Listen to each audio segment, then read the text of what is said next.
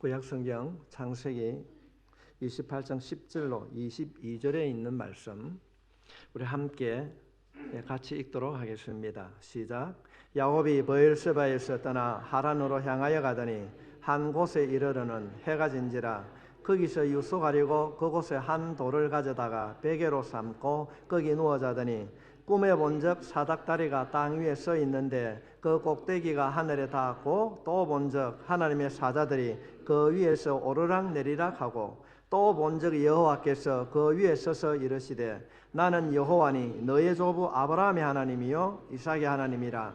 내가 누워 있는 땅을 내가 너와 내 자손에게 주리니 내 자손이 땅에 티끌같이 되어 내가 서쪽과 동쪽과 북쪽과 남쪽으로 퍼져 나갈지며 땅의 모든 족속이 너와 내 자손으로 말미암아 복을 받으리라.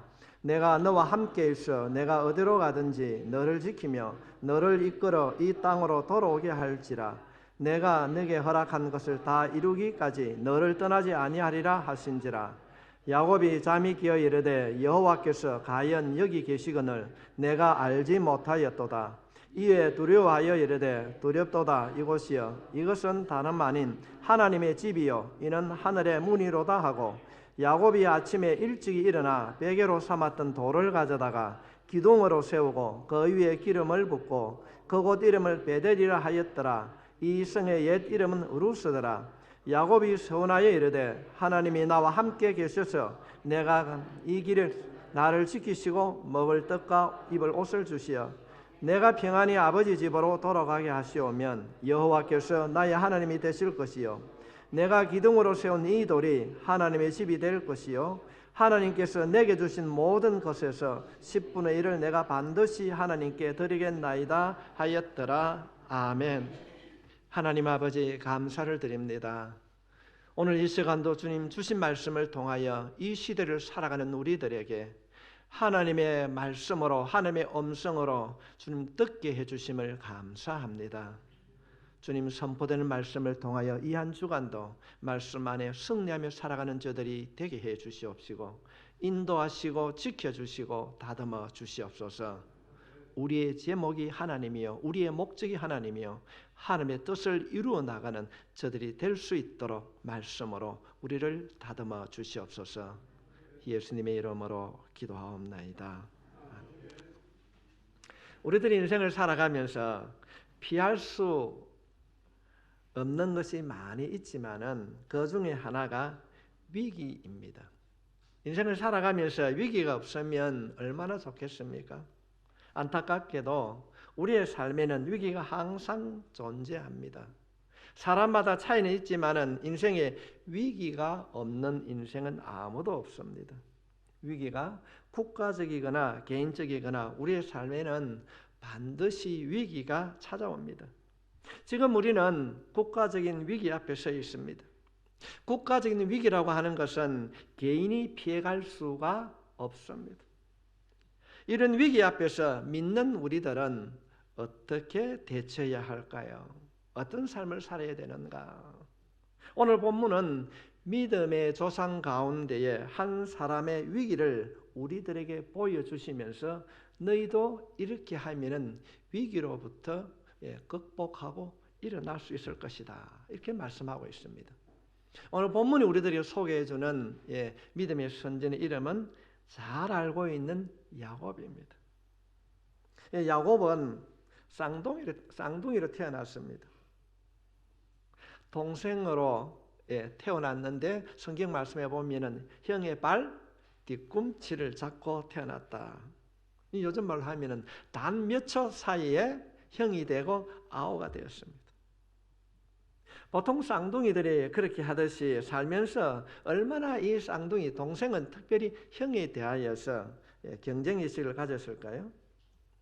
당시에 고대 근동 지방에는 우리 동양과 비슷해서 장자에게 모든 축복과 권한이 집중이 되어 있었습니다.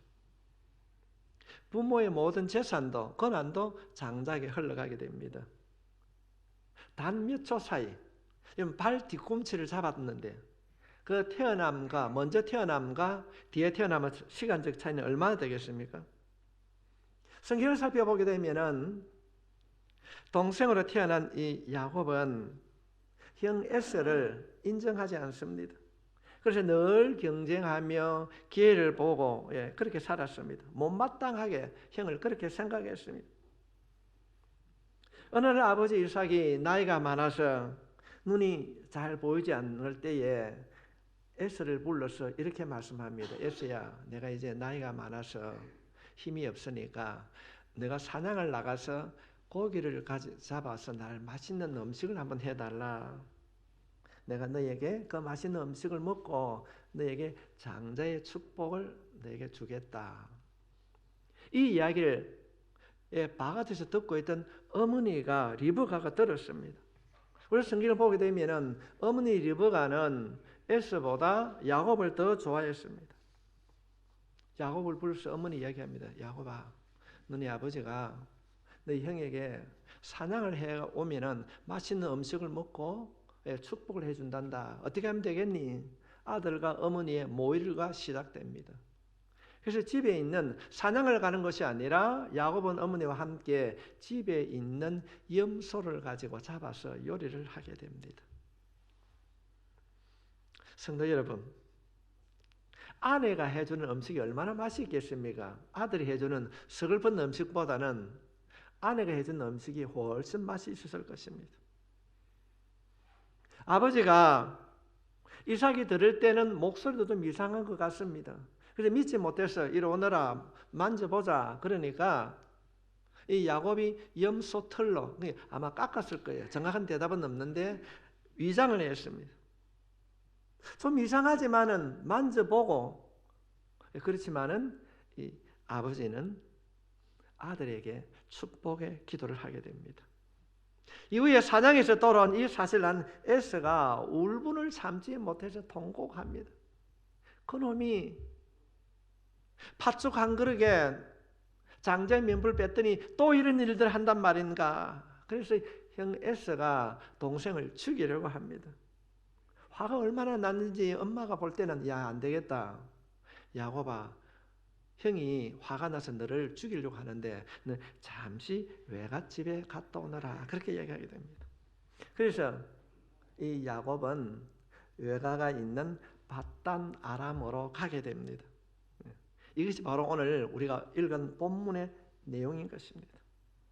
여러분, 한번 우리가 이 시간에 우리 자신이 야곱이 되어서 한번 여행길을 떠나보십시오. 요즘같이 교통편이 편리한 그런 시기가 아니었습니다. 여행은 쉽지가 않았습니다.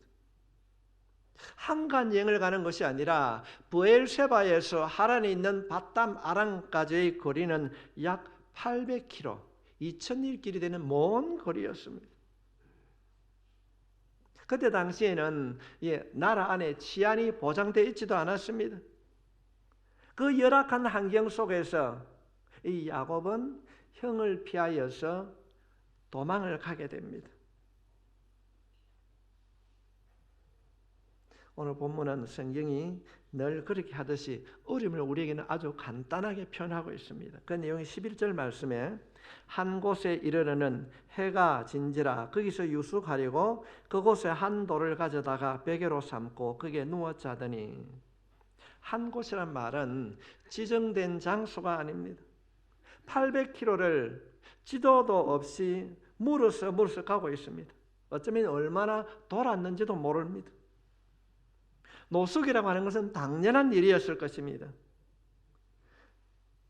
가는 그 중에 어느 날 그가 들판에서 돌을 베개 삼아 잠을 잤습니다. 어쩌면 짐승의 소리도 들려왔을 것입니다. 여러분, 얼마나 외롭고 두려웠을까요?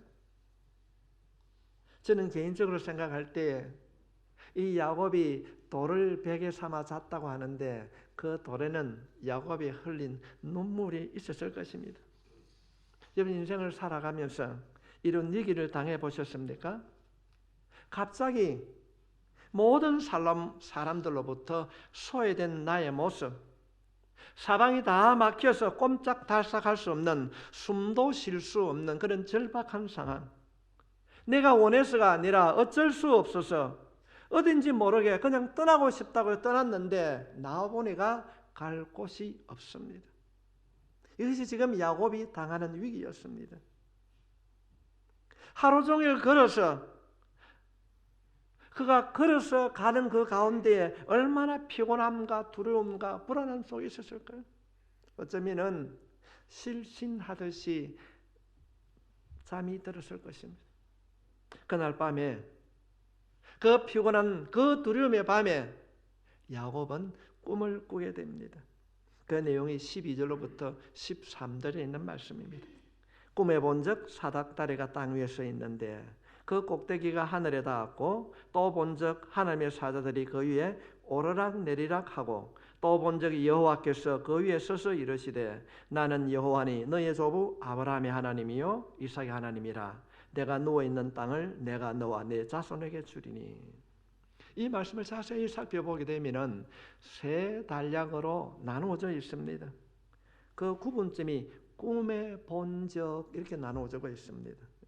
첫 단락은 7개의 단어로 되어 있고 두 번째 단락은 6개의 단어로, 마지막 단락은 4개의 단어로 되어 있습니다. 범위가 점점 줄어들어간다고 하는 것은 마지막을 강조하고 있는 것입니다. 초점은 처음으로 무대에 맞춰져 있습니다. 무대는 땅에서 하늘에 닿아 있는 사닥다리입니다. 이 연극을 한번 생각해보세요. 무대는 딱 문을 여니까 사닥다리가 서 있는데 땅에서 하늘에 닿아 있습니다. 신기한 장면입니다. 그 다음은 구성이 무엇입니까? 그 사닥다리에 천사들이 오르락 내리락 하고 있습니다. 마지막으로는 그 사닥다리 위에 하나님이 계셨습니다. 즉위를 한다면은 저기 사닥다리가 있네. 근데 그 사닥다리에 천사들이 오르락 내리락 하는데 위를 보니까 하나님이 계시네. 야곱이 생각할 때 너무나도 생생한 꿈이었습니다. 이 무대의 중심은 사닥다리 위에 계신 하나님이십니다. 내가 어떤 삶을 살아야 되는가, 그 인생의 위기 앞에 어쩔 줄 모르는 이 야곱에게 하나님이 말씀하십니다. 그 하나님께서 말씀하신 내용이 13절로부터 15절에 있는 말씀입니다. 또 본즉 여호와께서 그 위에 서서 이르시되 나는 여호와니 너의 조부 아브라함의 하나님이요 이삭의 하나님이라. 내가 누워있는 땅을 내가 너와 내 자손에게 주리니 내 자손이 땅의 티끌같이 되어 내가 서쪽과 동쪽으로 북쪽과 남쪽으로 퍼져나갈지며 땅의 모든 족속이 너와 내 자손으로 말미암아 복을 받으리라. 내가 너와 함께 있어 내가 어디로 가든지 너를 지키며 너를 이끌어 이 땅으로 돌아오게 할지라. 내가 내게 허락한 것을 다 이루기까지 너를 떠나지 아니하리라 하신지라. 이 위기는 나라의 재앙이 아닙니다. 오늘 주인공 야곱의 자신의 잘못으로 벌어진 위기였습니다. 우리가 지난 시간에 살펴봤습니다. 그럼에도 불구하고 하나님께서는 야곱을 축복하십니다. 왜? 죄를 지어서 자신의 잘못으로 위기를 당한 야곱을 하나님은 찾아오셔서 야곱을 축복하시는가? 이유는 하나님의 언약 때문입니다. 약속 때문에 그렇습니다. 성도 여러분, 누구든지 예수를 믿으면 구원을 얻는다는 사실을 믿습니까? 야곱을 축복해 준 그 하나님이 여러분의 아버지 되심을 믿습니까? 우리가 당하는 이 환난이 우리를 힘들게 한다 할지라도 우리가 주님을 잃어버리지 않는다면 하나님께서는 야곱에게 복을 주셨듯이 오늘 이 예배를 드리는 여러분에게도 복을 주실 줄 믿습니다. 이것이 신학적인 용어로 하나님의 무조건적 언약입니다. 무조건적 언약인 것입니다. 야곱은 잘못을 했습니다. 그러나 하나님께서는 그 야곱이 인생의 위기가 찾아왔을 때에 하나님께서 복을 주셨습니다. 성도 여러분, 위기 속에서 야곱은 약속하신 언약의 하나님을 만났습니다. 여러분, 이것이 오늘 우리들에게 주시는 하나님의 약속의 말씀인 것입니다. 믿는 자들의 인생의 위기는 우리를 하나님께로 이끌어 주십니다. 우리가 당하는 이 코로나 바이러스, 이 19가 어쩌면 전 세계적으로 유행한다 할지라도 우리가 하나님의 말씀을 믿고 하나님께로 나아가게 되면은 우리를 부르시고 무조건적으로 축복해 주신 그 하나님께서 여러분을 지켜주실 줄 믿습니다. 우리는 지금 국가적인 위기에 처해 있습니다. 우리나라 백성들이 외국을 우리는 수출해가 먹고 사는데 오지 말하는 나라가 120개국이 넘었습니다. 경제적인 손실은 상상을 초월하고 있습니다. 우리 수출의 40%를 점령하고 있는 삼성 반도체, LG 반도체, SK 반도체가 휘청거리고 있습니다. 휘청거리고 있습니다. 어떤 분들은 올 한 해 국가 예산이 날아갔다고 주장하는 사람들도 있습니다. 국가적인 재난은 모든 사람들을 위기로 몰아넣고 있습니다. 누구도 이 위기를 피해갈 수 없습니다. 마스크를 쓴다고 위기가 피해지는 것이 아닙니다. 이 위기 앞에 하나님께서는 믿는 우리들에게 무엇을 원하실까요? 하나님께서는 팔짱을 끼고 이놈아 네가 잘못했지 않느냐 그렇게 방관하고 계실까요? 너희들이 잘못했으니 너희들이 해결하라고 너희들이 알아서 하라고 할까요?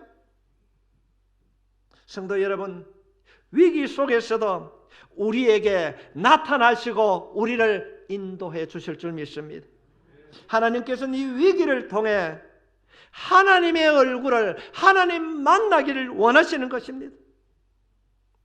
하나님께 나아가기를 원하십니까? 하나님은 언약의 하나님이십니다.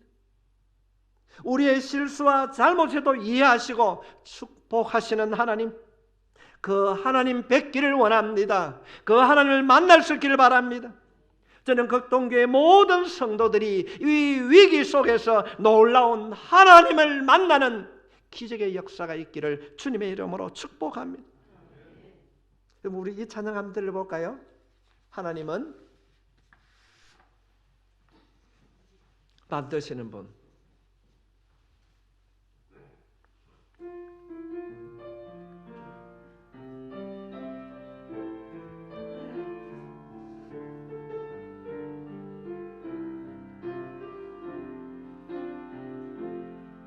하나님은 너를 만드신 분 가장 마시며 하나님은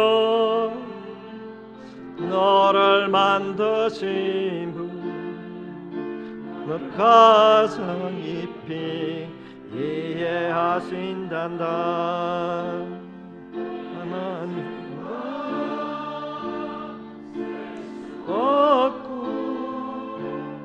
그의 자비 무궁하며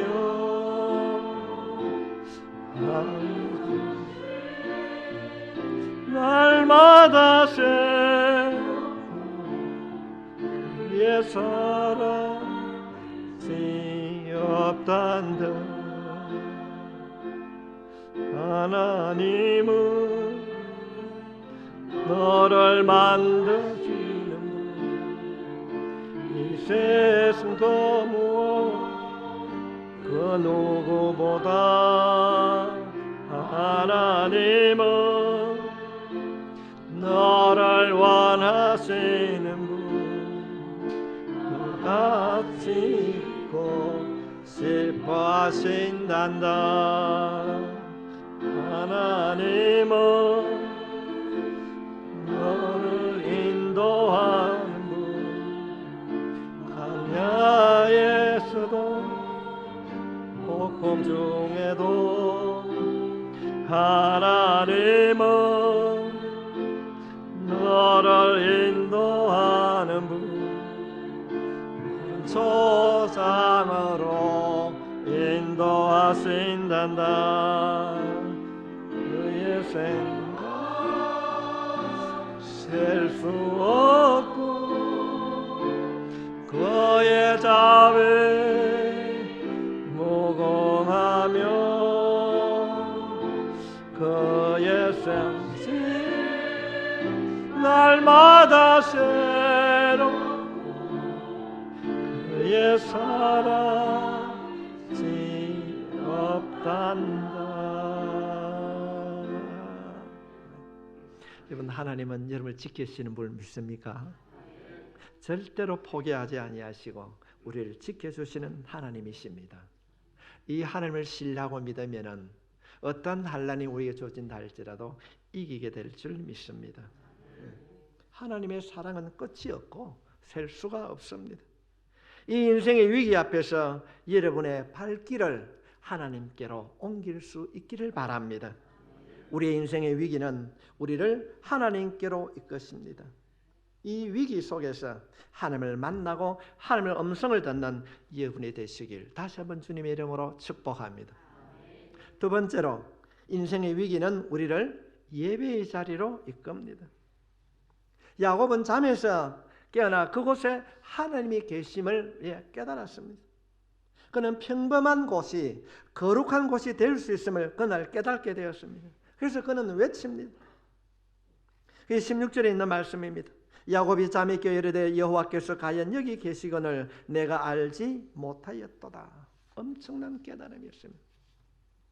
그는 그가 바단 아람으로 가는 그곳에 돌베개를 베고 자는 그곳이 그 황량한 벌판에 하나님이 계실 것이라고는 생각도 안 했습니다. 한 번도 상상하지 못한 사실입니다. 그러나 지금 그가 꿈을 꾸고 난 이후에는 그곳에 하나님이 함께 하심을 야곱이 깨닫게 되었습니다. 그렇습니다. 성도 여러분, 하나님은 우리가 언제 어디를 가든지 함께 하실 줄 믿습니다. 언제나 우리와 함께 하십니다. 우리를 눈동자같이 보호하십니다. 문제는 우리가 하나님 앞에 하나님이 함께 한다는 사실을 망각 잃어버리는 것입니다.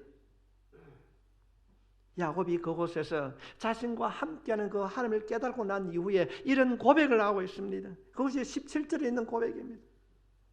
이에 두려워하여 이르되 두렵도다 이것이여 이것은 다름 아닌 하나님의 집이요 이는 하늘의 문이로다 하시고, 단순히 어떤 무서움이나 공포심이 아닙니다. 자신을 돌아보고 하나님을 헌무하며 고백하고 있습니다. 성도 여러분, 우리들이 인생을 살아가면서 위기 속에서 하나님의 얼굴을 만나면은 우리의 마음 안에 하나님을 향한 사랑과 감사가 채워질 줄 믿습니다. 야곱은 자신이 그 눈물 흘린 그곳이 거룩한 곳임을 깨달았습니다. 그래서 외칩니다. 이곳이 하나님의 집이요 이곳이 하나님과 통하는 하늘의 문이라는 것입니다. 이런 고백을 하고 난 이후에 야곱이 이런 행동을 하게 됩니다. 18절과 19절에 있는 말씀입니다. 야곱이 아침에 일찍 일어나 베개로 삼았던 돌을 가져다가 기둥으로 세우고 그 위에 기름을 붓고 그곳 이름을 베델이라 하였더라. 이성의 옛 이름은 루스더라. 성도 여러분, 고난을 통하여서 하나님의 얼굴을 배우면은, 하나님을 만나면은 예배의 자리로 나가게 됩니다. 하나님을 인격적으로 만난 성도들의 당연한 결과입니다. 그러므로 예배는 억지로 드리는 것이 아닙니다. 예배는 무엇인가? 하나님을 진정으로 만난 사람들이 하나님께 올려드리는 자발적인 반응입니다. 여러분의 예배가 이런 예배가 되길 바랍니다. 야곱이 하나님을 만나고 난 이후에 그가 한 행동이 뭡니까? 여기가 베델 하나님의 집이라는 것입니다. 하나님 만나기를 소원하는 분들은 그래서 예배에 소홀함이 없습니다. 지금은 한국의 여러 교회가 간접 예배를 드리고 있습니다. 우리 흔히 800에서 1000만 명의 성도라고 그러는데, 여러분 이런 현상이 올 것이라고 누군들 상상했을까요? 더 답답한 것은 이런 현상이 언제 종식될는지 모릅니다. 지난주에는 베델로 올라가자는 주제로 말씀을 전하였습니다. 오후에 잠시 묵상하는 가운데 하나님께서 오늘 본문에 있는 말씀을 저에게 주셨습니다. 여러분 모두가 야곱처럼 이 고백을 드리고 예배를 사모할 수 있기를 바랍니다. 아, 여기가 하나님의 집이었구나. 여러분이 오늘 집에 돌아가셔서 문을 열고 앉아있는 그 순간 야곱이 드렸던 그 돌베개, 그곳이 하나님의 집이라고 고백했던 것처럼 하나님은 내가 안치는 네 가정이 때는 내 직장이 하나님이 받으시는 예배의 장소가 되기를 원합니다. 그렇게 선포하고 머리 숙일 때에 성령 하나님께서 여러분의 삶의 예배를 받아주실 줄 믿습니다.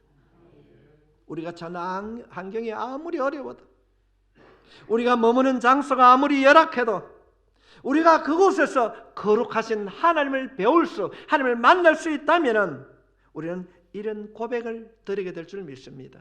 이곳이 바로 하나님의 집이구나. 여러분의 가정이나 예배 장소가 여러분의 인생의 위기 속에서 예배를 드리는 그곳이 하나님의 집이 되기를 주님의 이름으로 축복합니다. 야곱은 그날 빈들에서 예배를 드렸지만은 어쩌면 그 인생에서 가장 멋지고 가장 아름다운 예배를 드렸다고 저는 확신을 합니다. 오늘 우리들의 예배가, 오늘 이 시간 드리는 이 예배가 훗날 돌아보면은 코로나 바이러스로 인하여서 예배가 피하는 이때에 우리가 주님을 사모하며 드리는 가장 아름답고 멋진 예배가 될 수 있기를, 건강한 예배가 될 수 있기를 주님의 이름으로 축원합니다. 성도님의 위기는 우리를 하나님께로 이끕니다. 위기는 우리를 예배의 자리로 이끕니다. 세 번째로 인생의 위기는 우리를 헌신의 자리로 이끕니다. 헌신. 빈들에서 자신이 베고 잔 돌을, 돌 베개를 세우고 그 위에 기름을 붓고 간격적인 예배를 드린 후에 야곱은 이렇게 서원을 합니다. 그것이 10절로부터 22절에 있는 내용입니다. 우리 20절부터 22절에 있는 말씀을 살펴보게 되면 야곱이 어떤 조건을 거는 것 같지만 사실은 그렇지 않습니다. 20절부터 22절에 기록된 이 말씀은 이미 하나님께서 야곱에게 나타나셔서 약속하신 것들입니다. 하나님은 그와 함께 하셨습니다. 그를 지키시고 복을 주시고 그가 머문 곳으로 평안히 돌아올 것이라고 약속하고 있습니다. 그 먼 800km를 이번 혼자 그 짐승의 울음소리를 들으면서 얼마나 두려워하고 갔을까요? 하나님이 약속합니다. 괜찮아. 너가 다시 건강하게 돌아올 것이다. 돌아올 것이다. 오늘 20절부터 22절에 있는 이 말씀은 조건 제시를 하는 것이 아니라 야곱이 하나님의 약속의 말씀을 깨닫고 다시 한번 자신의 입으로 상기하는 것입니다. 자신을 죽이려고 하는 형의 분노를 피하여서 먼 길을 홀로 가는 그 야곱, 외롭게 두려움 속에 눈물 흘리며 돌베기를 하고 자고 있는 그 야곱, 그에게 꿈에 하나님이 나타나셔서 사닥다리를 통하여서 내가 너를 축복하겠다, 내가 너에게 복을 주겠다, 다시 돌아오게 하겠다. 그러면서 하나님이 약속합니다. 내가 너를 지키고 보호해 주시겠다. 아멘.